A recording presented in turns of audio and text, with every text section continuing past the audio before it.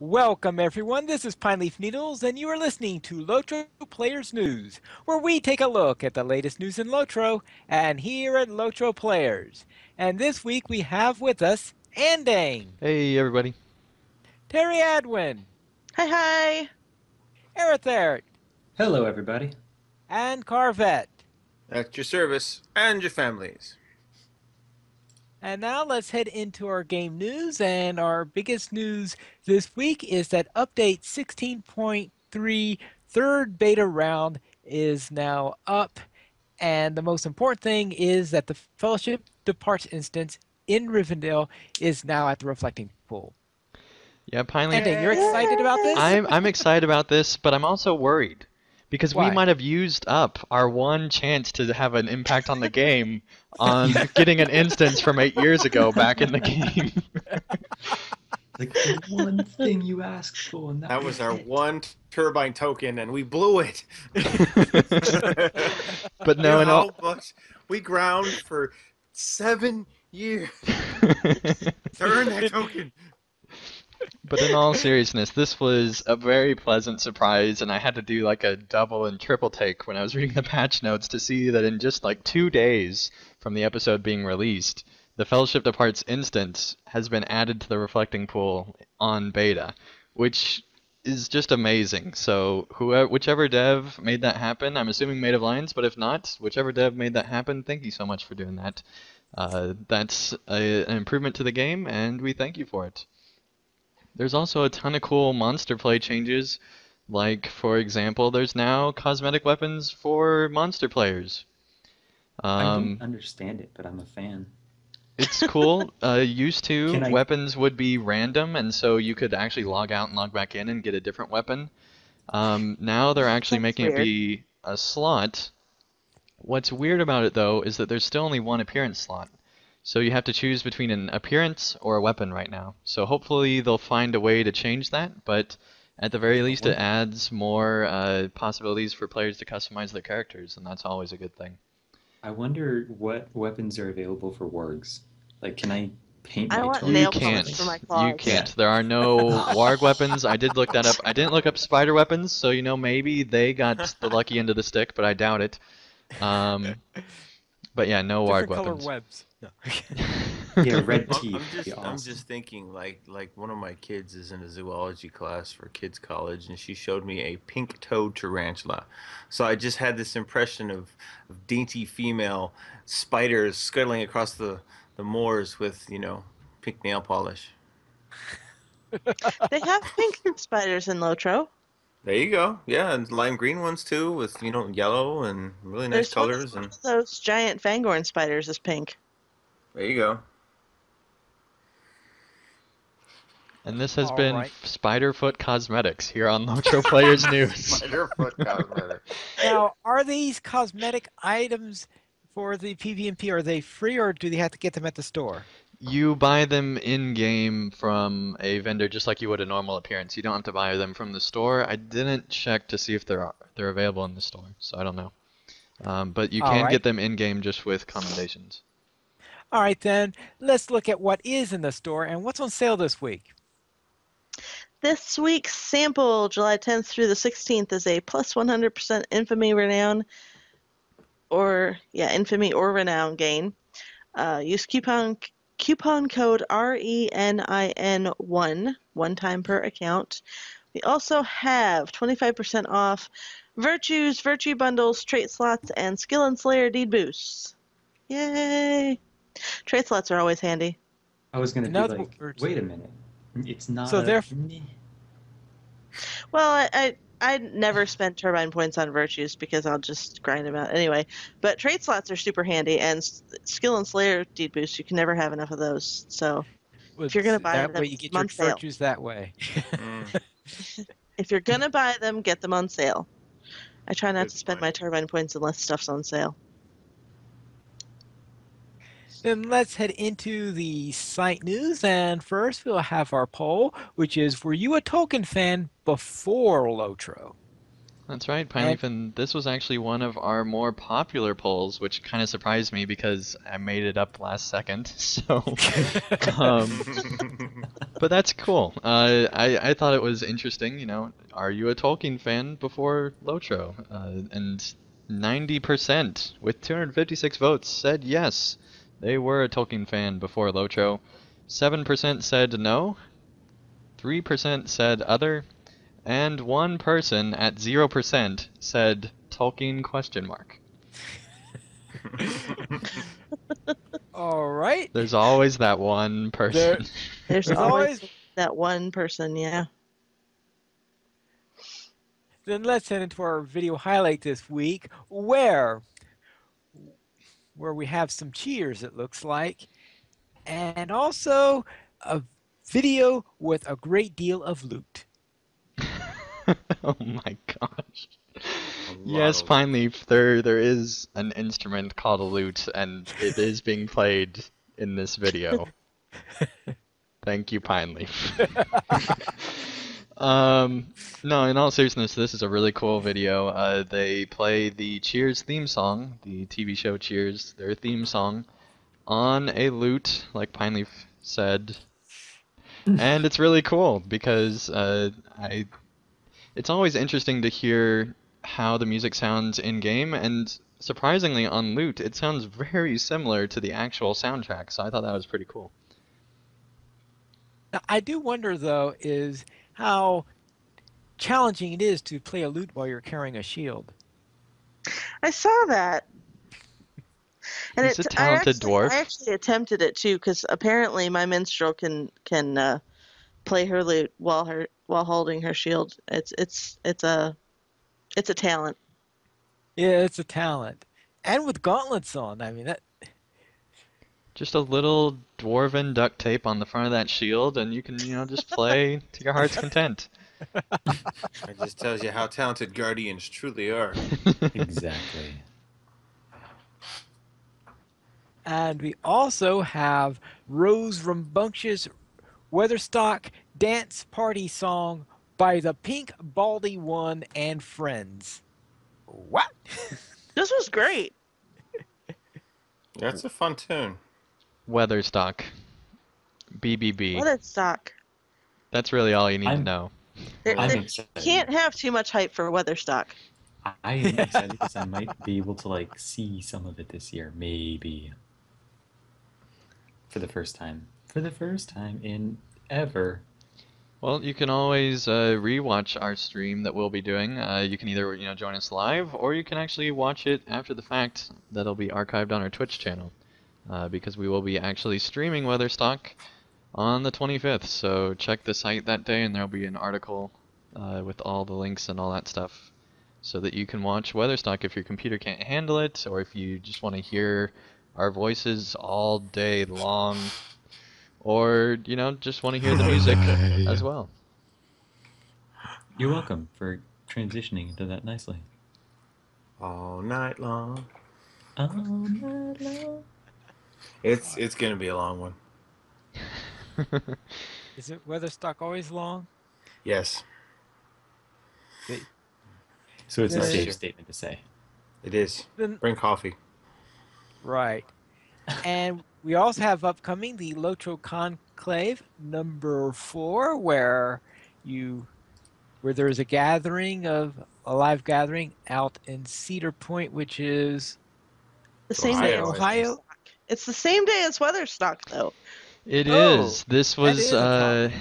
this was not planned to be. It's just when they both fell because Weatherstock is later this year than normal, and this is usually about this time. So they just ended up being on the same days. But like I said earlier, if you do end up going to this, you can always listen to Weatherstock after the fact on the stream if you want to. And I believe that they tried to play a little bit of Lotro at this as well. It depends how things go, but See, I saw this and I was like, there's a Lotro Pope? But that's a different kind of conclave. Different kind of conclave.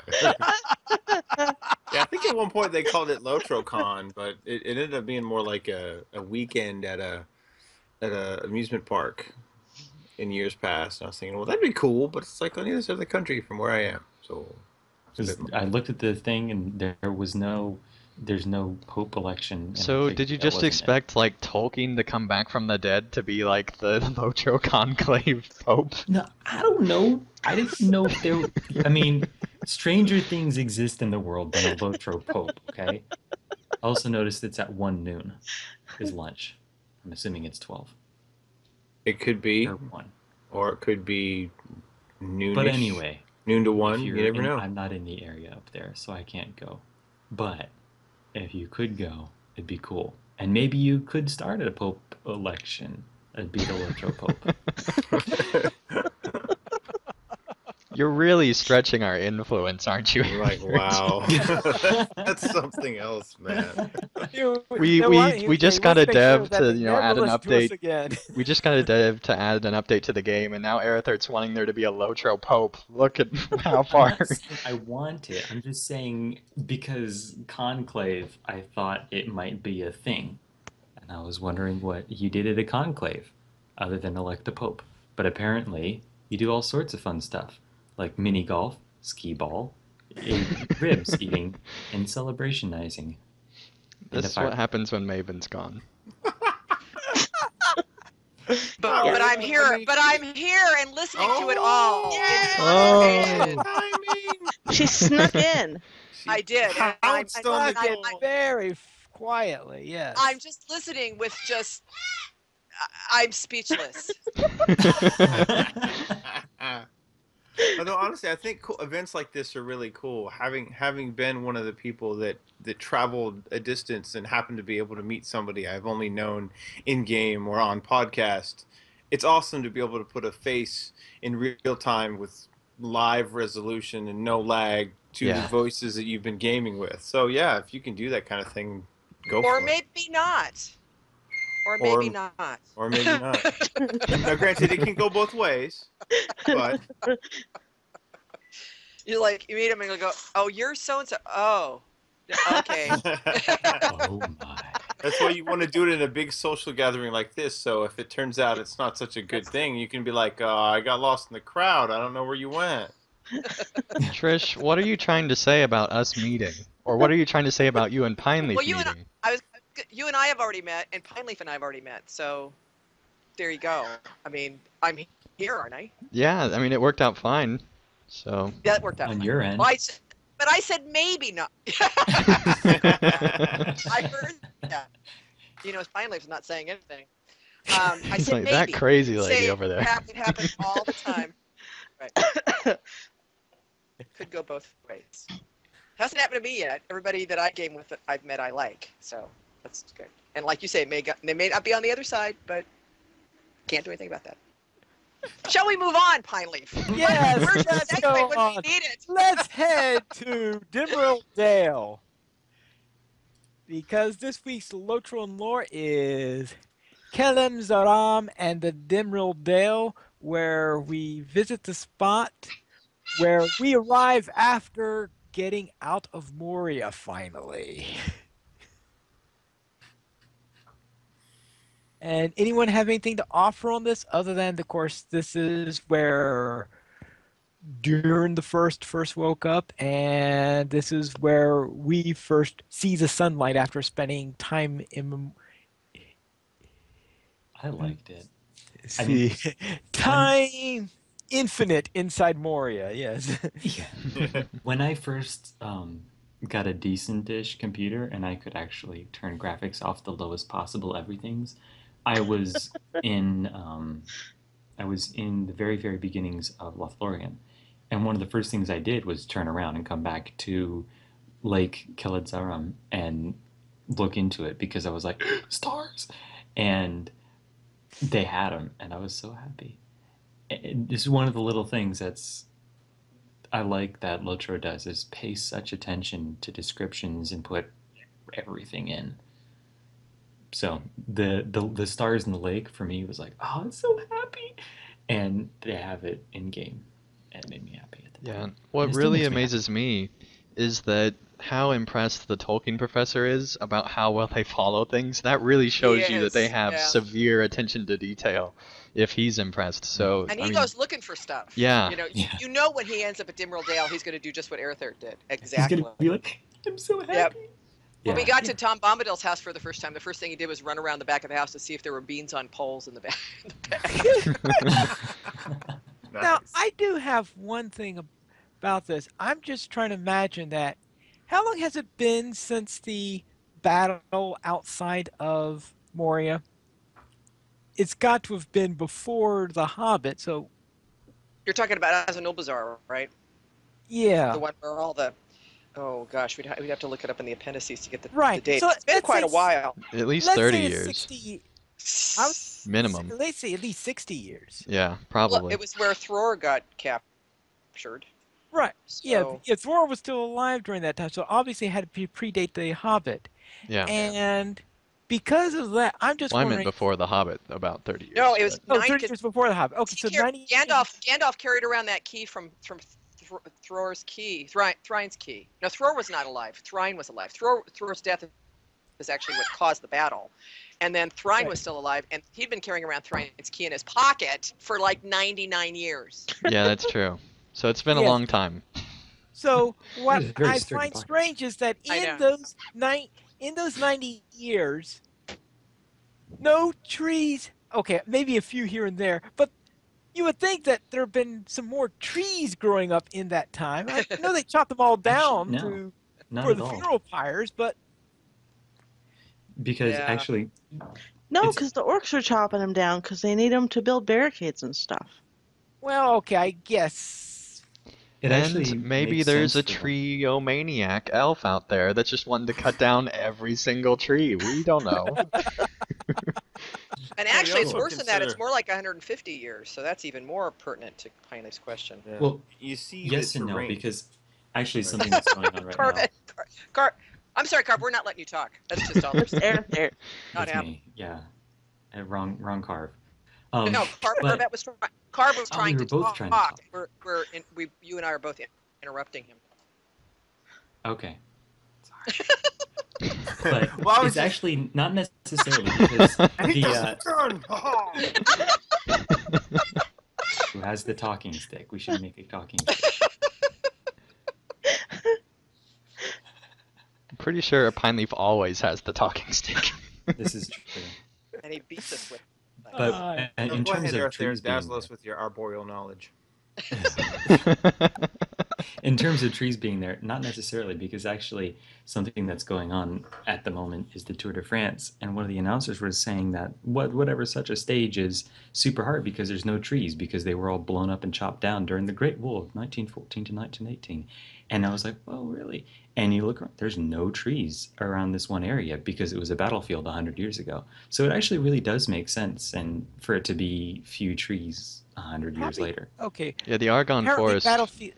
totally decimated. And I almost said Aragon, which would have been totally wrong, but because we're on a Okay. Tolkien show, and so I don't know. Anyway, Yeah, so it's amazing that then that trees after battlefields take a very long time in order to regrow. But a volcano blows up all the trees. You got trees there 5 years later. The thing's riddled with trees again. well, that's because the soil gets Yeah, because of the replenished. soil Yeah. there. So that soil makes a very Mhm. big difference. Because the ash from the volcano is a very it's Yeah, a very rich rich stuff. soil. And Fertile, when you're yeah. talking about after a battle, Yeah, the pretty blood is poor actually full soil of there. iron and salt, which is it's gonna basically mess up your soil content. Yeah, I Fire guess. trade is the same way. You know, the fires that you have like Southern California, they'll just burn down whole, areas, and then within a very few years, there's vegetation again and trees growing. So it's Yeah. the same kind of thing as the Yeah. volcanoes. Rich, But rich apparently, soil. burnt People. dwarves don't do it. We're Yeah, adding a lot This of new has been- segments to the show tonight, I noticed. This has been a discussion of arboreal brilliancy. Yeah. Now we'll continue with the family line. I've fallen back.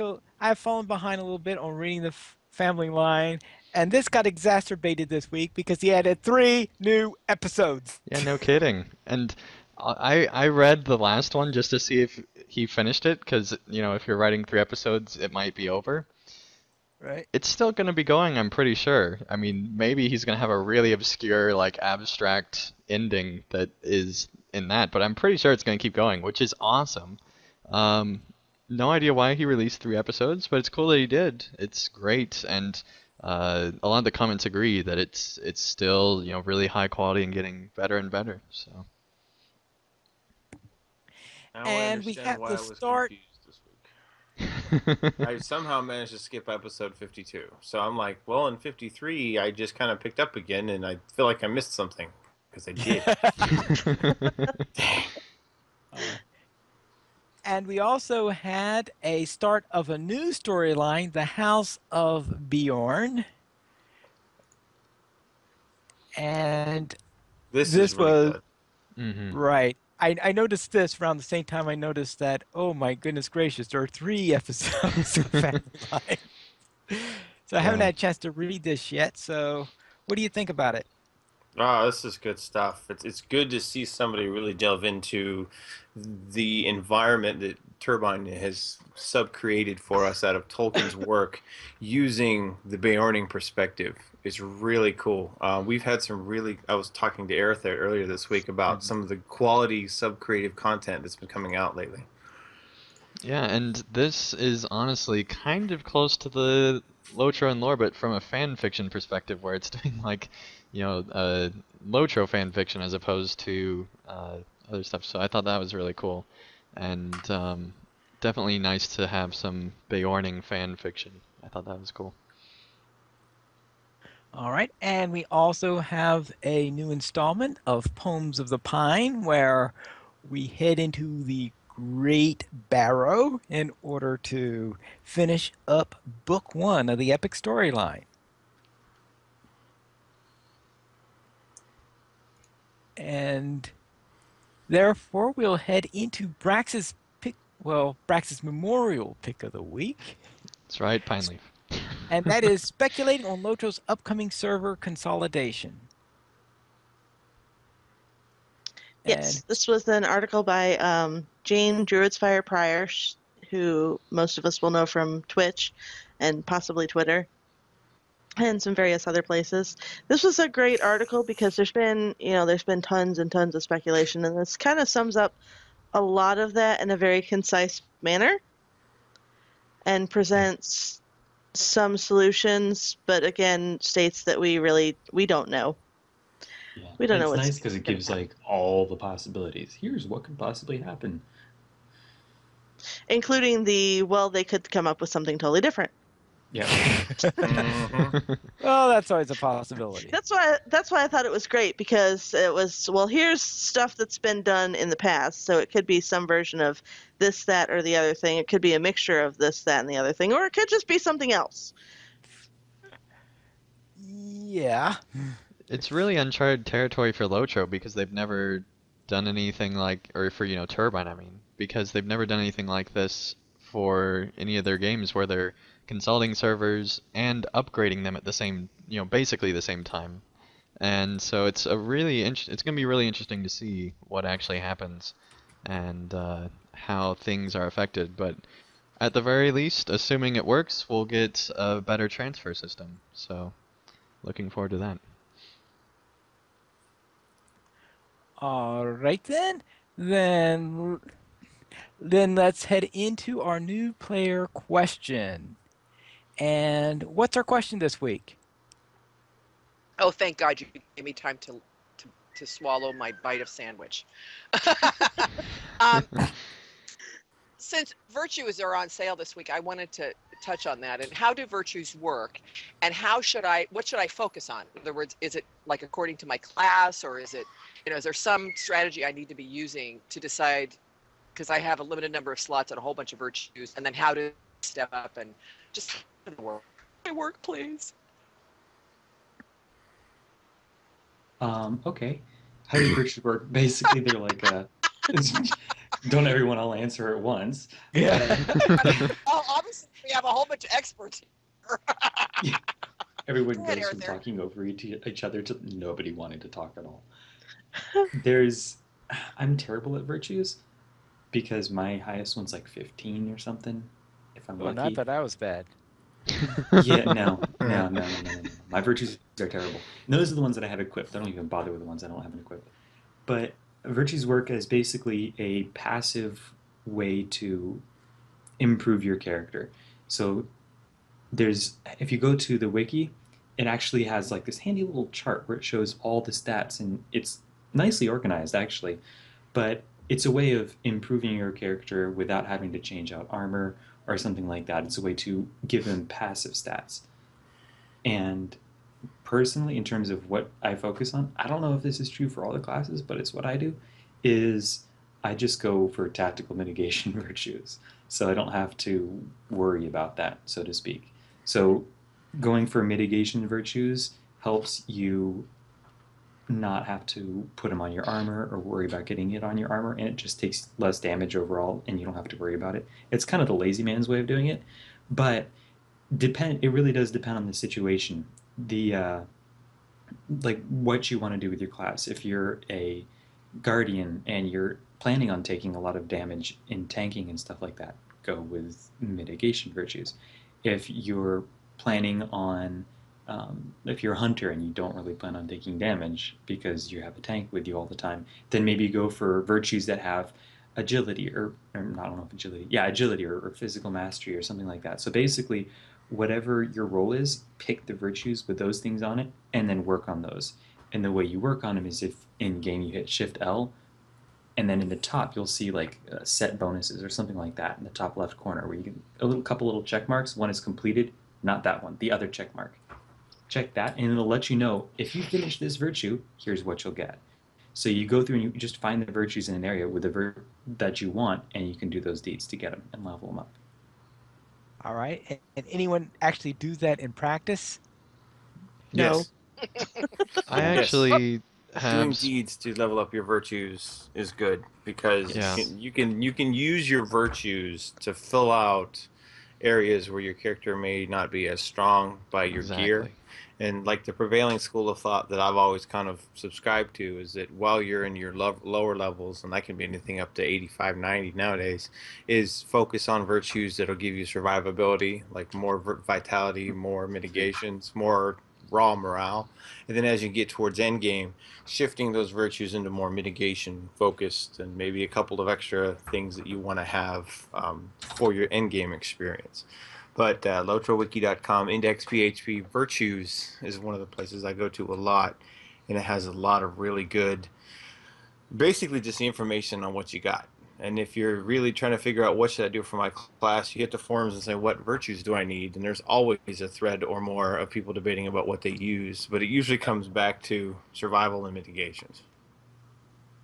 Great. So that's really useful. So if you're not a completionist, like some people we know, like Tolkien provider, then doing so this kind of like doing this research to figure out what deeds will give you the virtues you want is the best way to go and go handle those deeds, right?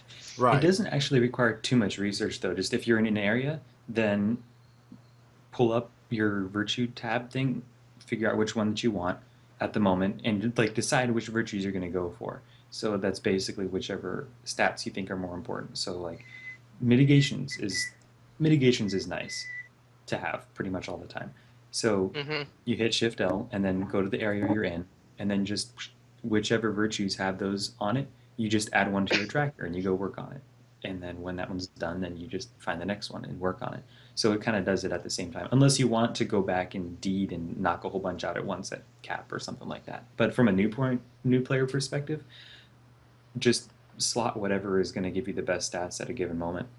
Yeah. Really, just like hover over the tooltip, and if one's like, "Oh, that looks good," as something that my character uses or needs, slot. Yeah, at the lowest levels, I usually find out I have so few virtues that I just grab whichever ones Yeah. have much, positive pretty numbers much. on them, you know. Yeah. One Whatever thing. ones I can stick in there. One thing I've found that I've done on pretty much every character is go for Zeal, just because it gives you a ton of extra health and buffer, basically. It is one of the harder virtues to go for, though, because it seems to be one of the more powerful ones as far as survivability Slayer goes, deeds. anyway. haven't Lots of actually used Slayer it. deeds attached to that one. Zeal is Yeah. good, but it's got a lot of Slayer deeds. I've noticed the ones that are better for the light armor classes that tend to have will, fate, that kind of stuff, tend to be tied, at least up until level 50, I've found are more tied to explorer deeds. Yeah. But the ones for like that your heavy classes are going to favor, things that have might, mitigations, mastery, etc., tend to be tied to Slayer deeds. So, depending on what class you're playing, you may or may not be killing a lot more stuff than others. Right. Well, like on a Guardian, I have almost nothing but Slayer deeds left, which is Yeah. depressing. Because I'm running Discipline, which is basically damage stuff, and then Honor, Innocence, Fidelity, and Tolerance. Those are all mitigation virtues, with also some resistance stuff for tanking. So it's built around what I need. So like a little bit of damage plus mitigations enough that I don't have to put mitigations on my armor or something like that. I wind up with a lot Swear. of patience just because I do the Shire Metadate a lot. Well, the only reason I completed all my deeds was because I was way behind on the Tolkien Professor podcast. And so I was able to just listen to that, like binge listen for a long time and just be able to do all those deeds over the course of like a summer. So, yeah. That's what I'm talking about. There was a recommendation. Are you behind on your Tolkien Professor podcast? Do get raise your virtues while you catch up. Or if you don't want to do that, Skill and Slayer deed boosts are on sale right now. So grab yourself some Slayer deed boosts and get twice the number of kills for every mob you kill. So it goes by half Right. as quick. Twice as quick. Twice Or as if you quick, don't even half want to as do fast. that, just buy the virtues. Happens fast. Or you can even do that. There you go. Yeah. There's a couple that involve Okay. a lot more slaying certain things than I want to. Like a whole bunch of wood trolls in Wildemort. I'm like, there's 5. And I'm tempted to buy that one and just be done with it. But we shall see. So virtues. Well, I think that was helpful. Useful. Helpful. Do it. All right. Pay attention. Yes. Then let's head into our weekend Lotro. And Carvette, what have you been up to? Well, if you find deeds and Slayer deeds boring and mundane, then try crafting. Basically, this week I did some crafting. I actually did a lot of crafting. I was working on getting my rep up with my crafting guilds. So I sat back and I was like, let's see, 2 to 3 tokens times 4 to 7 tiers per character, 5 characters. What was I thinking? But yeah, so I got a really good chunk of my guild rep up for 5 characters, so that was good. I continued working on rebuilding Highbold. I conquered the Beacon of Eworth, which is that tower that looks like a bunch of drunken Rohirrim put together. If you've never done the Beacon of Eworth, man, that Joker is like posts sticking out in every direction, and you have to be thankful for all those years of Super Mario Brothers on the Nintendo to jump from platform to platform. So that was cool. It's worse than never- shoddy goblin workmanship, I'm telling you. I know, Those right? But Rohirrim it's know like- nothing about. I After just wondering. Now we know where in Middle Earth the sport of parkour was invented. yeah, for sure. Right. And once I was feeling all confident about conquering the Beacon of Airworth, I was completely thwarted by some Shields on Poles quest in the Norcrofts. That Where I was had to- easy. Well, it is easy, but if you don't know where the button appears that's supposed to appear when you ride towards the shield, you can't hit the stupid target. And I failed that quest 3 times before I found the button. I was like, are you kidding me? It's one of those quests where there's no skill that pops up, there's no thing, you just ride along and a little button pops up in the middle of your screen. Except in my case, it happened to be right on top of my mount morale, so I couldn't see it. I was like, what? Ah. So after that, I ran a bunch of scaled instances in an attempt to recoup some of the medallions I spent on the rep accelerators for the aforementioned crafting binge and highbold quests, which was actually a lot of fun because most of those instances we ran at least 3 levels up from where I was. So I killed a lot of That's orange fun. and red mobs, and that was a lot of fun. I was able to. We ended up doing like I think both school and library like 4 levels up from where I was, which got a little hairy there because I was the tank. We know how Pineleaf feels about the tank being the lowest level of the party. But Yeah. there was only a couple times We where go, we had. we go in and he's like, "These guys are all red," and we're like, "They are." And I'm like, yeah, let's do it. I think we did. The only one we really had any trouble with was the Great Goblin. That one we had a couple of nasty pulls. Oh, Other than that, everything yes, was yeah. pretty good. Then we managed. I'll tell you what, we though, managed man. You put a Bjorning in DPS with an RK healing and a Captain tanking, you can seriously knock out some hard stuff. When we figured out that combination, we were good. We were good to Yeah. go. Because Yeah, I when was originally DPS, and he was trying Yeah. to heal, but then we flipped that. That worked. Yeah, that worked Yeah. really well. So, Andang, tell me about your week. Well, I almost lost a level 100 character, so that was fun. Yeah. How'd you do that? Ouch. Well, I was doing mounted combat in the Shire, and What? all of a What? sudden, I'm just endlessly stuck, and then randomly LOTRO just crashes. I'm like, uh-oh, that's not good. Oh gosh. I log back in to another character. That one's just fine, walking around, having all sorts of fun. Go into my champion, and crashes again instantly. That continued for about a day, and so for about a day I thought I wouldn't be able to get into my champion until it just eventually fixed itself and was just a server issue where it reverted back to a previous save or something. But yeah, that was scary, especially since that's my filming character. And Oh, wow. but the good news is that beta was up, and so I just filmed everything on that character. And there were less people in the Shire, so it actually worked out even better.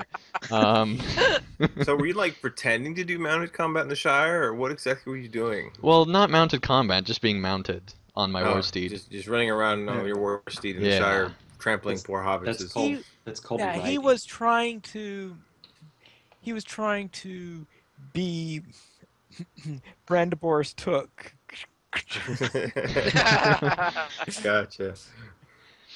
But actually, he wasn't mounted during that battle. Well, true, but it's a. Because it wasn't Polo, it was... I had that confirmed by the Tolkien professor. But Yeah. anyway. But it was worth a. And But that there is actually Right, if you ties have to wait for in it. Oh.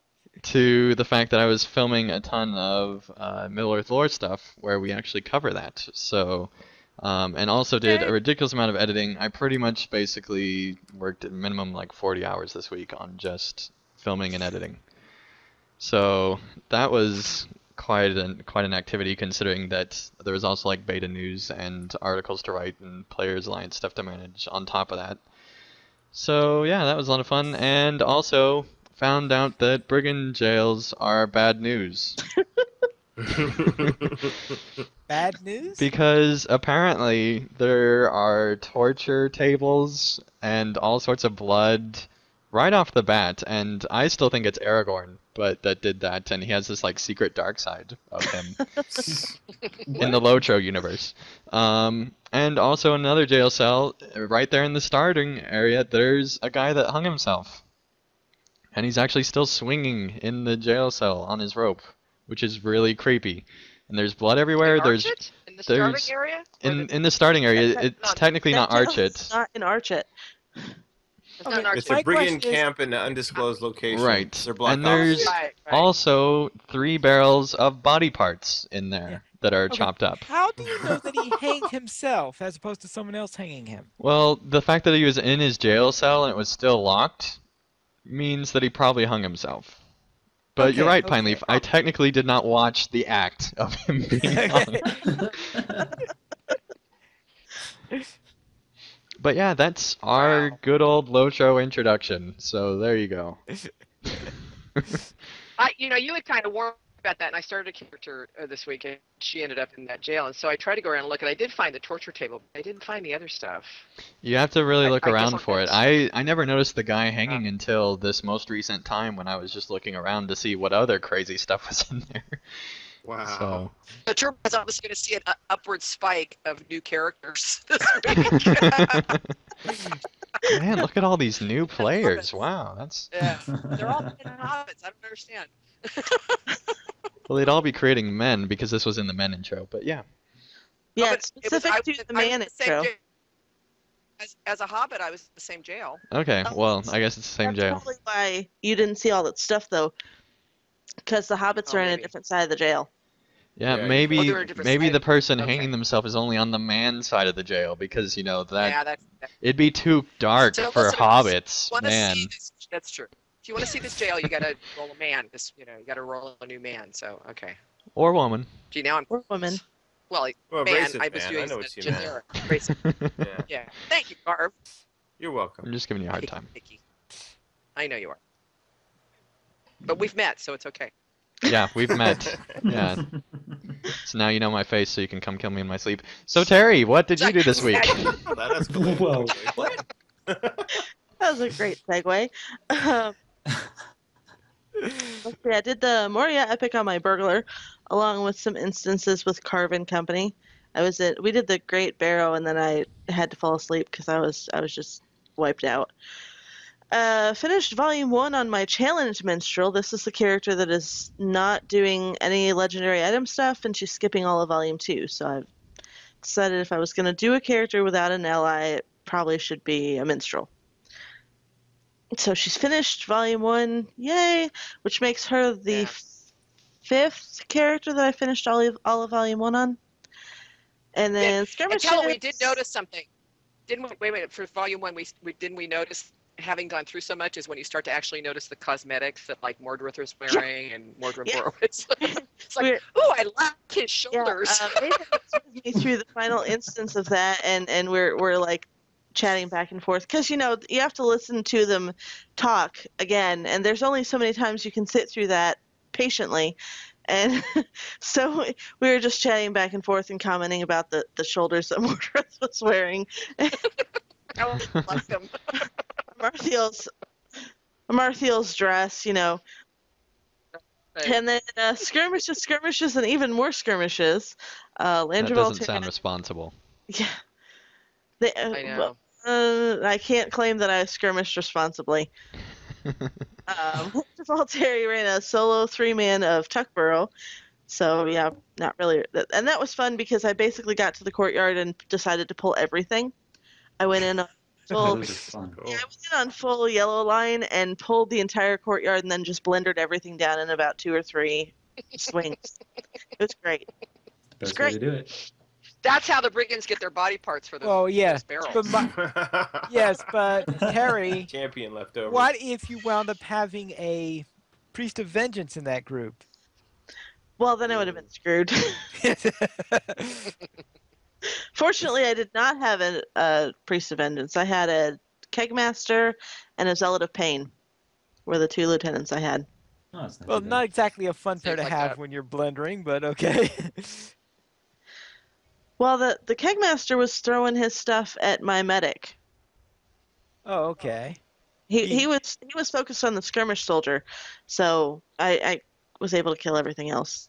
And then Maven and I ran lots of Tuckborough because Hobbit characters that there are play acting characters for the lore series. We're trying to get the Tuckborough Troublemaker title on them, and we're 1 encounter shy, so we keep running Tuckborough trying to get that last encounter, and the RNG has not been with us because we I haven't. know your that. feeling Yeah. on that. When I was getting Skirmisher Middle Earth, that getting that one last Yeah. Yeah, Encounter. it's always a pain. And this is karmic payback for me because Tuckborough scared the bejesus out of me when I did it the first time, So now I'm like, I'm stuck in this like never-ending cycle of doing Tuckborough, let's do So, Tuckborough. Yeah. So Eric, how was your week? Pretty good, all things considered. I didn't do as much LOTRO as I wanted. I did a lunch run on Wednesday. We did our second to last one. The last one's this coming Wednesday. But we did our second to last one. Morthond did not show up, but Windfulla did. And they toasted a chicken first, but it was before the Fords of Bruinen, so they got a redo. And the redo went all over the place. We were up near Hengstacer Farm at one point, and had a couple wandering in the wilderness things, but they still got a very, very solid 10th place run at 1 hour, 30 minutes, and 41 seconds. who's in first Yeah, they place would have now? got better if they hadn't got used. They would have got better if they hadn't stuck you behind a tree at one point. Yeah, they weren't happy either. They were like, "Come, just join us," and I was like, "It's the rules. I'm on file." No,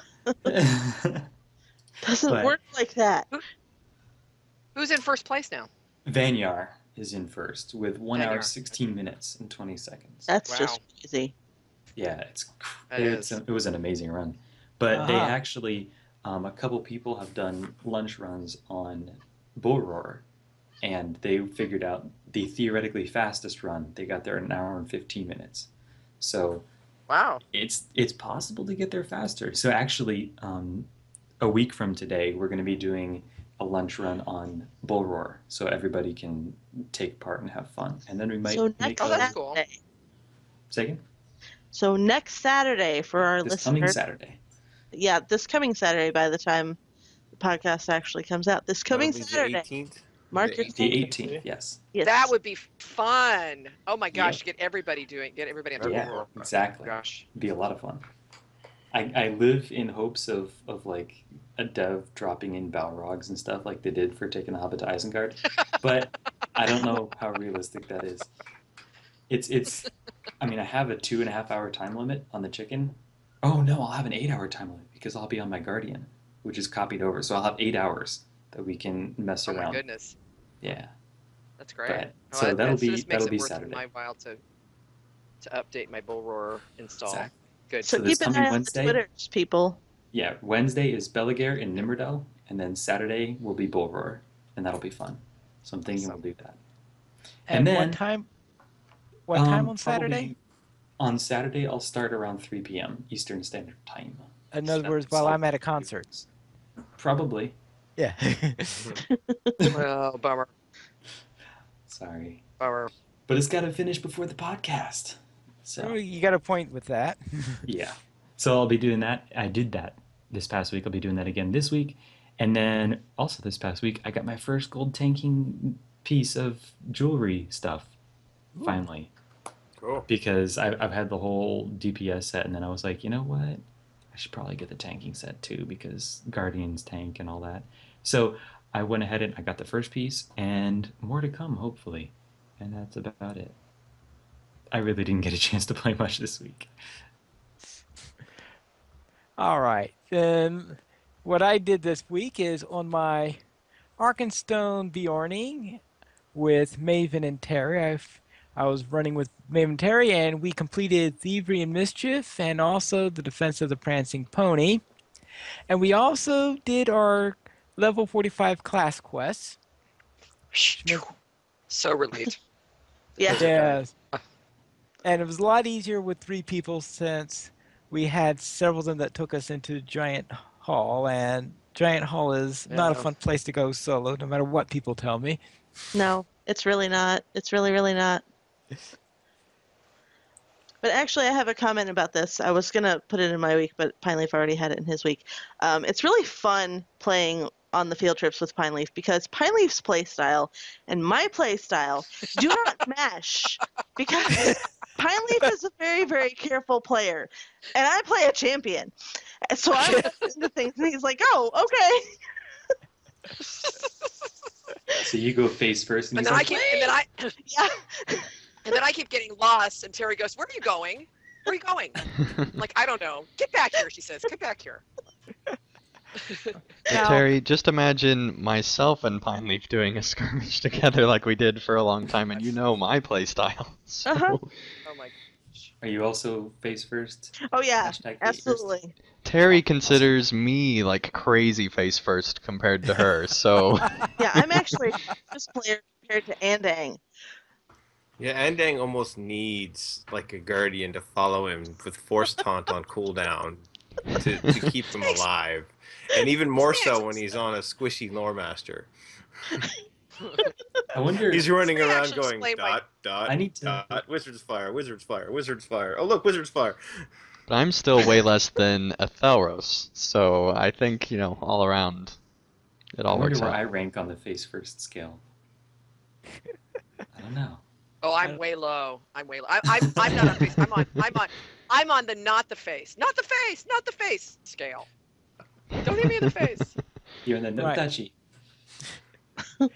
Now, one of the things is that this is the first time I did any serious attempt at healing on a Bjorning. So there were a couple of places where, let's just say, we had a few learning experiences while we were going on through these skirmishes. And you're like, oh, look at this skill. Oh, that's interesting. Yeah, that's a very useful skill to have. Too bad I didn't know about it when we were trying to attempt that boss fight the Right. first time. And then on Glenn, my minstrel reached level 20. And at that point, I decided that doing a skirmish challenge character on a server where I already had a capped character and therefore quite a number of skirmish marks was, I don't know, I thought that was too close to cheating. So I decided to create a new minstrel on Vanyar, which is a server where I've never played before, so I would have no skirmish marks and no destiny points. Create a new character there, a new minstrel, and I've reached level 21. This would be my skirmish challenge character. And I've run a couple of skirmishes and I've completed book one of the epic storyline. Pineleaf, how many Now, wait. servers are left that you have no marks, medallions, or anything like that on? The Yeah, rest of that's the gonna be tough. well, the French and German servers definitely. Probably Oh, well, of course.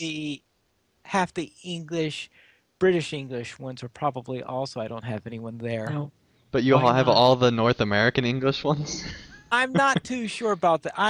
I think one of the reasons why I chose Vanyar was because we are having a Lily Kate's group is having a concert there Right. in well, it was originally scheduled for August. Now it looks like it's being pushed back to September. And since that's the next place where we're going to have a concert, I'm going to have to be leveling a minstrel there anyway. Oh, efficiency. Yes, Now, efficiency. Oh, now, okay, I see where you are. why not just spend all the marks and medallions on the main? Well, because That there way was Because you there's so could many also spend. the destiny points too. matter of the destiny points. Since I had already spent some destiny points leveling, and that's when I remember that I said, no, no, I should not spend destiny points that were earned by another character on helping to That's, level this character. I totally forgot about those. And Yeah. also keep in mind, Arether, that So, Pineleaf, it's physically impossible for him to spend all of his marks and medallions because he has so stinking many of them, there's not enough stuff in the game to buy. Yeah, you Tell just you you what, just if you convert want them to marks to medallions and then back until you have like none.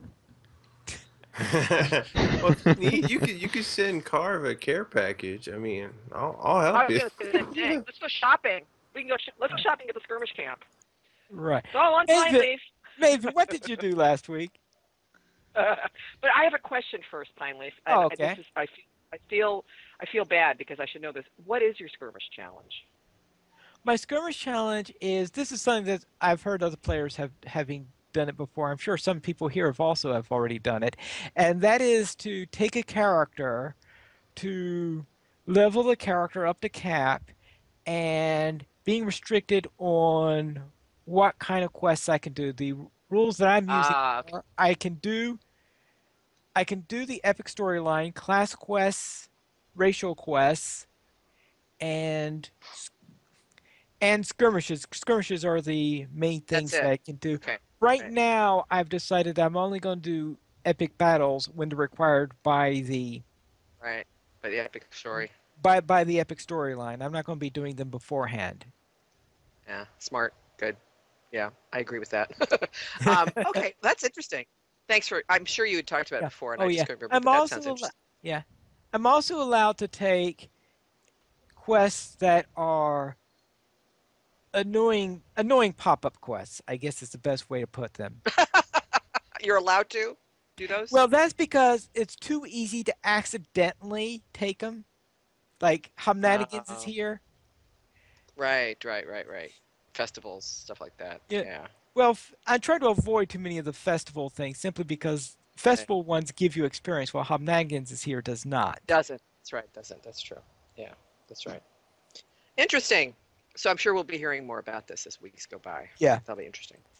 So as far as what I did, well, what they said what several of them said already, Carve and Terry mainly. And then plus Carve's offer I couldn't refuse. So we'd done so Terry had a whole group that did the Great Barrow.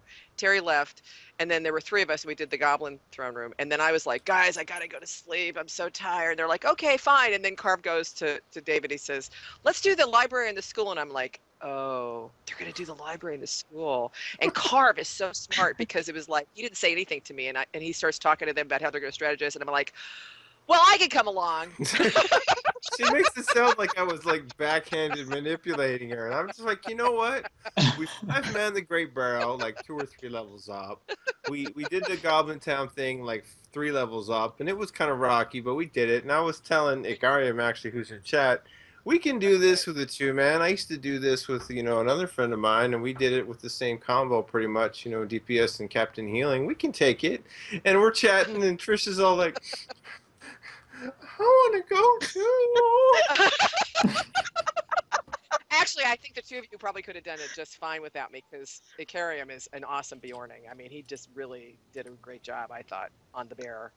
But Yeah, but I still had my little Healy Wheely runestone that I threw out there for you guys. Yeah, there was So, a couple spots where I was like, wow, I need to hit every survival skill I have. Of course, I pulled the entire courtyard of ravens at once, plus the 2 groups. Yeah, of yes. Oh, yeah.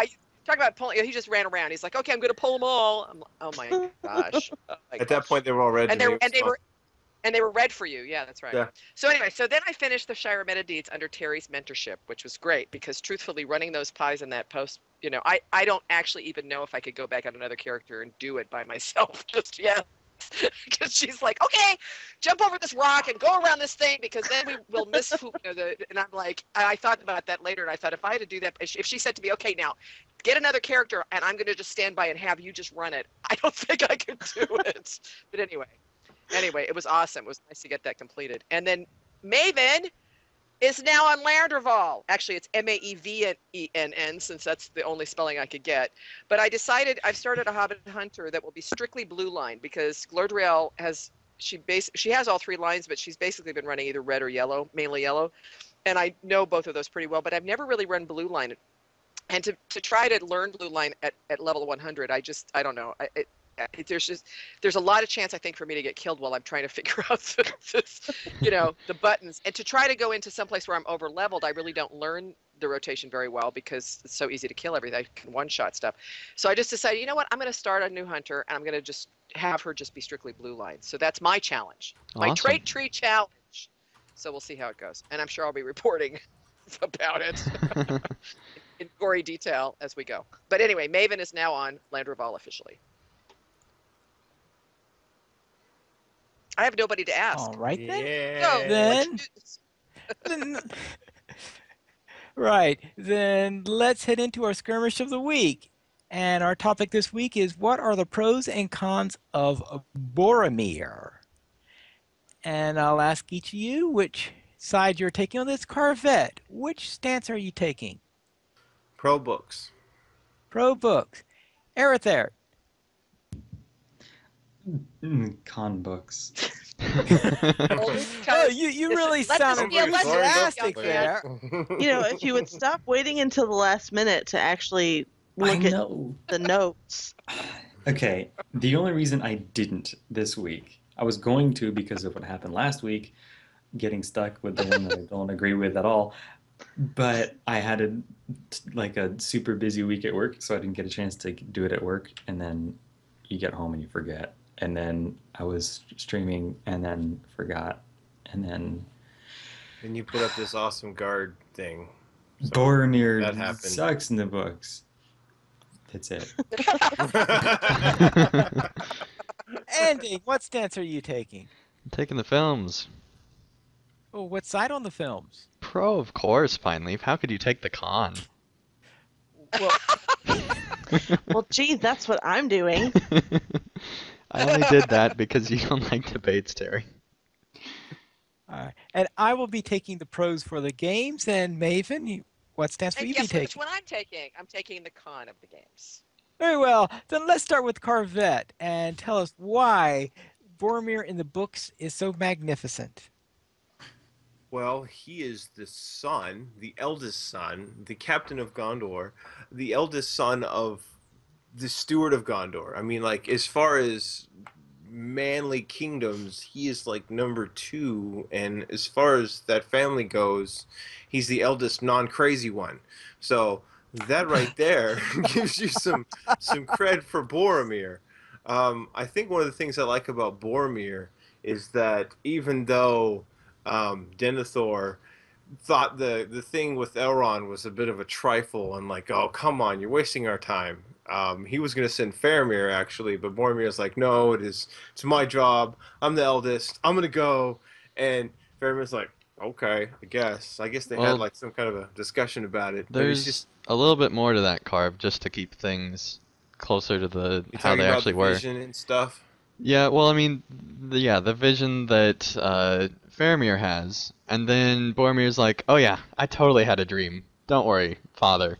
I'm totally, this awesome, awesome dude." So I feel like Boromir's a liar more than he is anything else. But it is more just for his father's affection, I think, which is really a lot of depth to the character. So it's really, Tolkien wrote it really well. So. So yeah, Boromir's manly.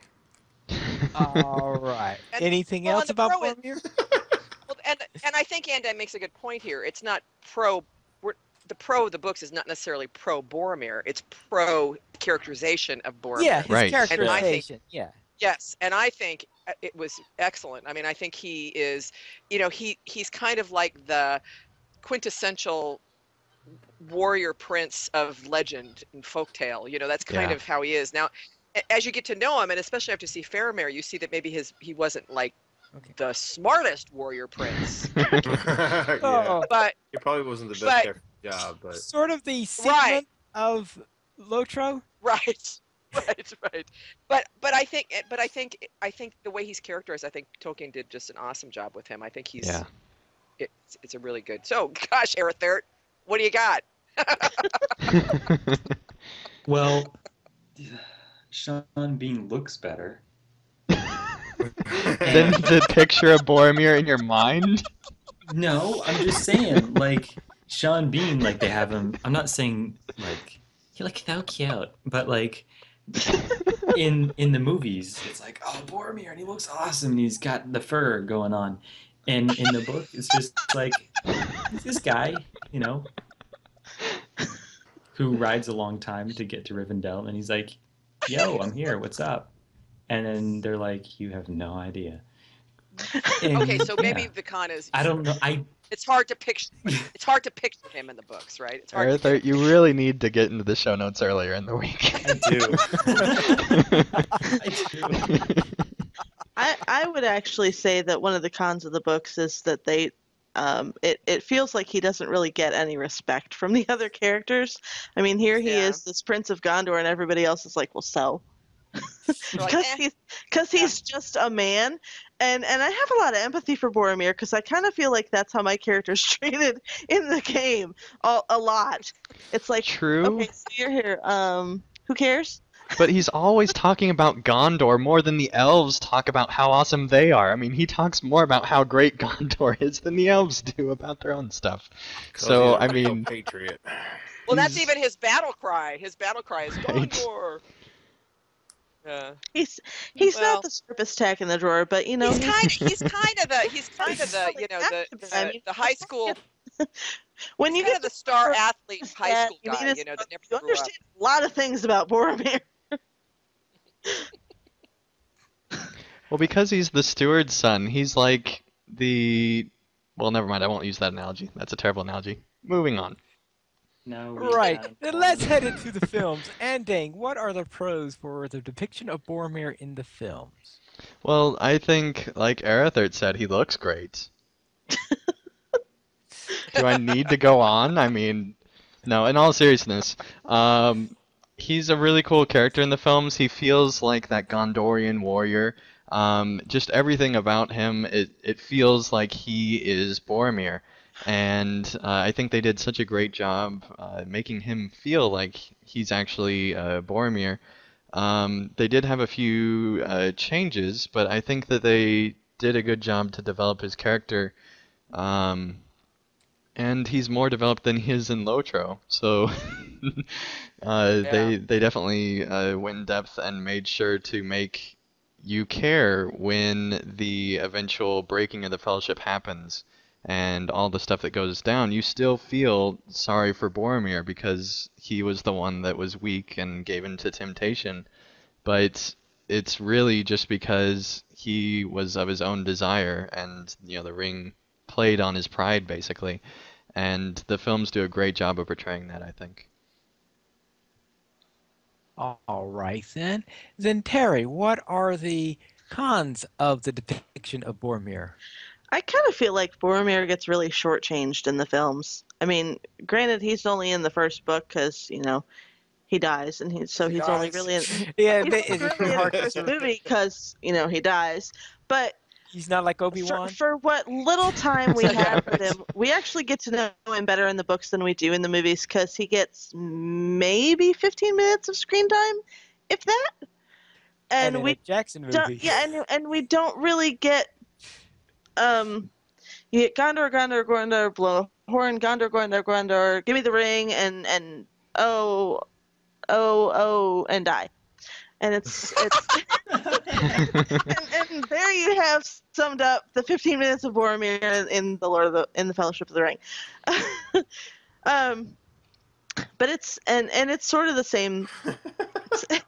It sort of goes along with what I feel is the depiction of him in the books. I mean, he doesn't really get a lot of respect.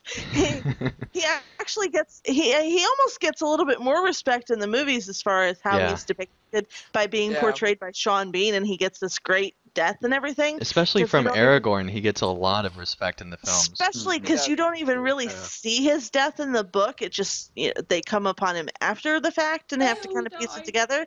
And so he actually gets a death scene in the movie, but he gets Yeah. no respect really. But should he be getting respect, really? I mean, Well, maybe he should be getting at least a little bit of respect because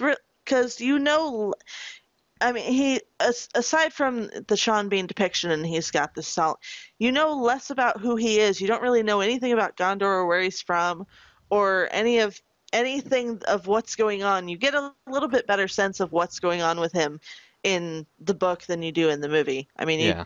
don't really understand this whole love of Gondor thing that he's got going on. But even still, like in the movie, it is pretty clear where he's literally just trying to do it for Gondor.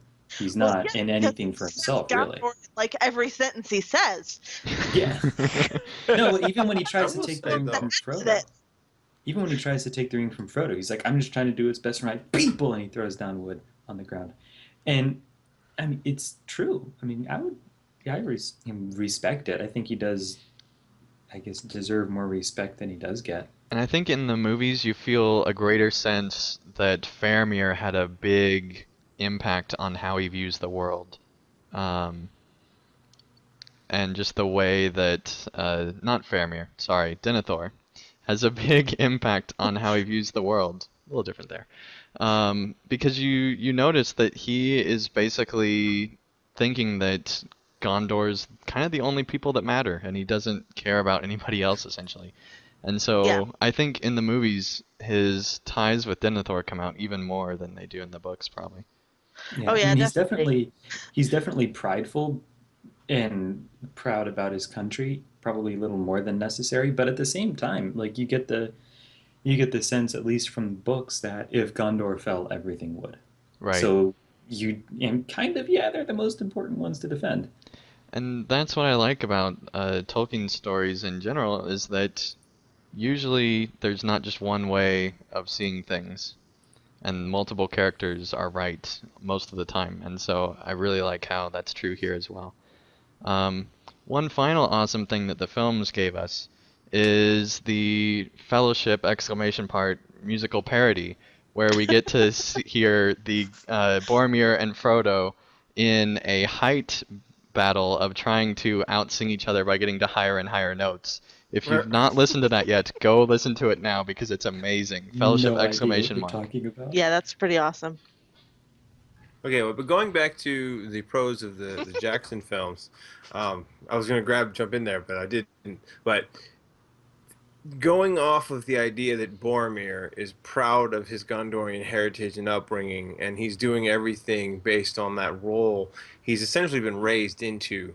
I think that it shows his character really well in the movie is that after he realized he's made a knucklehead of himself with the ring and trying to take it from Frodo, you see him really trying to redeem himself in his selfless defense of the other two hobbits. You know, he's like, I know I've done wrong. I'm going to do everything I can because I'm a Gondorian noble, and we are literally the line of defense between evil, well, between Mordor and the Free Peoples. And so Yeah. you see that him throwing himself in as he's going to defend the hobbits. You know, you see that in the books, you see that in the movie, and I really enjoy the redemption scene, so to speak, where Boromir's dying, he knows it, he's talking to Aragorn, and he's just like, I would have followed you, my captain, my king.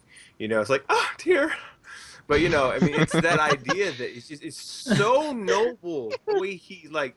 I would give Boromir cred. I mean, even though he made a mistake, he did his best to make up for it in the end. So it shows you the depth of his character. That yeah, he made a mistake, but it was. I think it's the Tolkien professor calls it. It was a ring-induced oops. And to Jackson's credit as well, that's one of the best Sean Bean deaths, I think, in any Oh yeah, film. I mean, it's he's way up really there. Yeah. Oh man, did you catch the stream of consciousness in the chat while we were talking about Sean Bean? Yeah. His death. I was like, this is great. What? He dies? Spoilers, come on. Oh man. I was 2 pages away. I will say about in terms of respect that he's Gondor's greatest captain, and you know how he's like to Aragorn, I would follow you, I would die for you, blah blah blah. Every soldier in the Gondorian army has that attitude toward him, but we don't see it. We just kind of hear about it. So it makes you wonder, like, how much of his behavior that we see is influenced by the ring, because we don't see him at all apart from the ring. From the minute we Yeah. see him in the Council of Elrond to pretty much before his death, that's not really the real Boromir. That's the Boromir as influenced by the ring. But the only Boromir that we see apart from the ring is when he dies for the hobbits to defend them. So maybe thinking about like that's the real Boromir, and then the rest, the Boromir the rest of the time, kind of eclipses that Boromir. So I mean, I think the films does a very, very good job. The films does. The films do. Well, the film does because he's only in one. The film does a very good job of kind of showing that indirectly. Yeah. All right, then we'll go into the pros for the game. And I'll have 2 points on there. The first of these has to do with the fact that is that when you have the redemption of Boromir, you can play Boromir. You can Yeah. be Yeah. Boromir at his finest moment. Yeah. Yeah. And in And- his Yeah. final moments. Yeah. Love that. Whenever I get one of those fight to the death type instances, I'm like, I'm going down until the screen goes black. I'm gonna survive. You know, whether it's Oh, yeah. the orcs in Moria, whether it's Boromir versus Uruks, I'm like, how can I strategically use every skill to my best ability? Because I'm not going down. I'm gonna change Middle Earth history. And then the screen goes dark and I lose, which is what's supposed to happen, but it's still kind of like a personal challenge. Well, I heard that one person actually managed to fail the quest where you're playing Frodo and you're attacked by Boromir. He managed to fail it as Frodo killing Boromir. Yeah. Yeah. Killing Nice. Boromir? Yep. That's insane. But the second point that I had on the matter is how you get to see into his mind on his attitude, how it shifts after the attack on Frodo by when you look at the names he has, that when he's seeing Merry and Pippin before the attack, they're called the Halfling, the other Halfling, versus when he's having his big redemption where it's, I forgot whether it's Merry and Pippin or Meriadoc and Peregrine, but the real names instead of Halfling and the other Halfling. Right. So it shows you, so you're able to see into his mentality and see the turning of his point of view as a result of him seeing what was going wrong. The only thing that they could have done better, I think, is change Aragorn's name to be My King.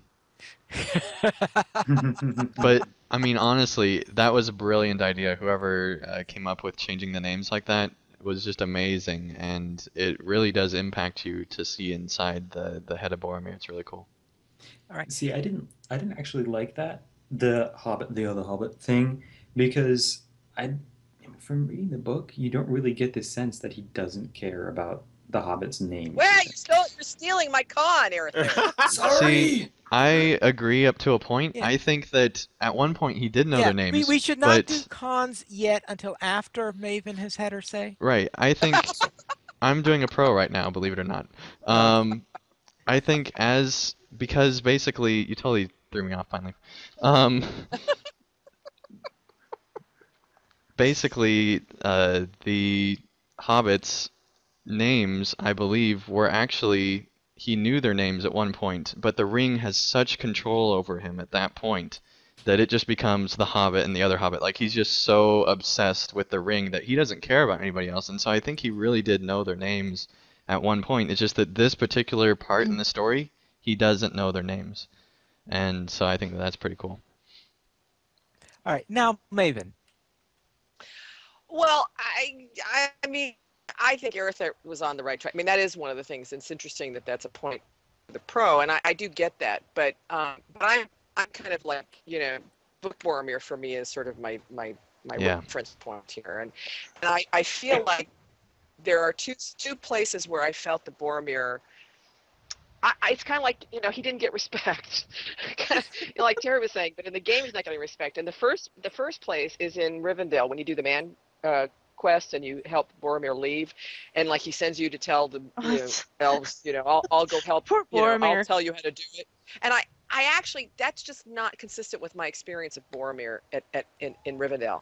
He's basically a prince. Yeah. That's basically what he is. And I just cannot believe that Boromir, even if he was having those thoughts in his head, would have acted that way at Rivendell. As a guest of Elrond's, he just wouldn't have behaved that way. It's an interesting real thing. quick, Trish. I just had, sorry for interrupting you, but I just had an awesome idea. What if when we meet up with Denethor, he tells that same story as Boromir did? Oh, and God. so you get the idea that that was his father that You're told like- him the Then you're messed like, up story. I know where this came from. Yeah. Yes, that would be actually pretty cool. In fact. I really want to And see that now. I gotta be honest. When I did the quest, it was interesting. I mean, it was cool that they did that. I thought. I mean, it was like. I mean, how else are they going to give some depth to Boromir in Yeah. the game? So I mean, I get that, and I do get that. So this is like a mild con, and then again, I'm with Erethair as far as the Hobbit, the Halfling, and that other Halfling. I thought that was when I was doing that part of the the thing. I was like, oh, isn't that funny how they did that? Haha. And then afterwards, I thought about it, and I thought, well, to your point, Andang, that is true. That the ring was, blah blah blah. But that's also us adding that to that. There's no, Right. It's not overt in the game that that's what's going on for him. In fact, I didn't even get that at all. I just got that this is just more of Boromir being, a jerk and being, arrogant. And that's And possible. that just wasn't for me. Again, that wasn't for me consistent with Boromir that I knew from the book. So that's, I mean, it's a mild con, you know what I mean? Mhm. I mean, I think they did an awesome job, and I got a kick out of doing those quests. But if in the context of this conversation, those are really the two things that I found kind of jarred for me. And actually, they jarred for me. They're probably the only two times I actually interacted with Boromir. So, not like I saw him anyplace else. I think we see him in Lorien for a while, don't we? But anyway. Yeah. I feel like he's more arrogant in the games than in the films or books. Yes. Mhm. And he may be that way internally to himself, but I felt like in the book the way he is, he would hold himself to a higher standard in terms of how he would behave toward other people, externally. So he may Right. still be arrogant. It's just he wouldn't be showing it. And Well, I I think he probably wonder- was. That was how the ring got him. I wonder if Arrogance and part of pride. that is just, I mean, obviously when we're session playing as him, that's a little different, but when we're just interacting with him in the world, I mean, he does this one line at one point where I think he says something along the lines of, "Is all of Eriador protected right now, champion of Eriador?" or something like that. And he makes a good point in all actuality. And so Yeah, I'm wondering if that's how he talks to non-fellowship members, and maybe he talks to them a little differently, except for Maybe, yeah. when the ring started to take over.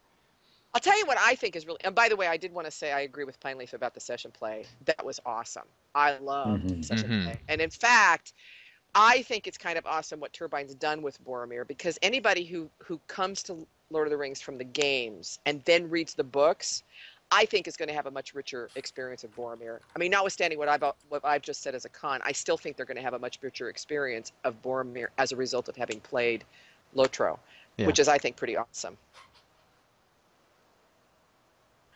And that's it. That's all all I have right. to say. Very well, thank you.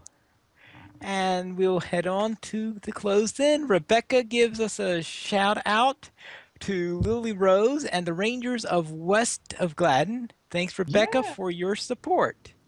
Yay. Yeah, thanks for doing that. She's Them's actually our first podcast mentioned. There have been other people that have supported us at that level. They just didn't want to mention. They're just being awesome and supporting us. But thanks Rebecca for being awesome as well and supporting us on Patreon. those are my kitties. And The that Rangers of gives us West. 14 supporters on Patreon. And if you would like to, Yay! Yay! They could go to and if Erebor. They could go to Erebor. We're taking the supporters to Erebor. right, and if you would like to Sorry. join this illustrious raid of players to help support Lotro players, simply go to the donations page where you can support the Players Alliance on Patreon. There you'll find rewards, including a mention on the podcast of your choice, or even a guest spot on Lotro Players News. And how far are we from the next goal? Yes, well, Pineleaf, as I'm loading it up, I'm going to be filling my mouth with words as I am right now.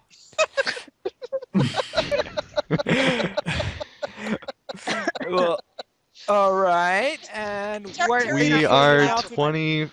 with $25 away from a DDO 1 year VIP code giveaway, which is pretty awesome. And then $30 after that, we have a Lotro 1 year VIP code giveaway. So we're getting close to some bigger giveaways. And because of Rebecca's support, we actually got a Guild Wars 2 Heart of Thorns Standard Edition giveaway on guildwarsplayers.com. So check out that if Hey, you want to do that. It includes the base Guild Wars 2 game, so even if you've not played Guild Wars at all, you can still win the expansion and also the core game. All right, very well then. This week we did not receive any reviews. Well, let's get going and write some. Actually, we did have two last week, right?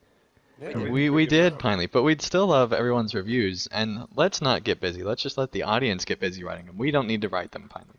We'll let them do that. All right then. But you could also send us an email, and you could send it to podcast@lotroplayers.com. You could also follow us at Twitter, the Players Alliance at Players Ally, Lotro Players at Lotro Players, Andang at PVMP_Andang, Arathert at Arathert, Carvet at Carvet LP, Lily Kate at Lily Kate Buggins, Maven at Tolkien Maven, Pineleaf at Pineleaf Neals, and Terry Adwin at Terry Adwin. The Players Alliance has 3 live shows every single week. On Mondays at 8:30 p.m. U.S. Eastern Time, we have DDO Players News. On Thursdays at 6:30 p.m. U.S. Eastern Time, we have Guild Wars Players News. And on Saturdays at 8:30 p.m. U.S. Eastern Time, we have Lotro Players News. You join us for our live shows at lotroplayers.com/live. Thank you, everyone, for listening. This is Pineleaf Needles reminding you to skirmish responsibly.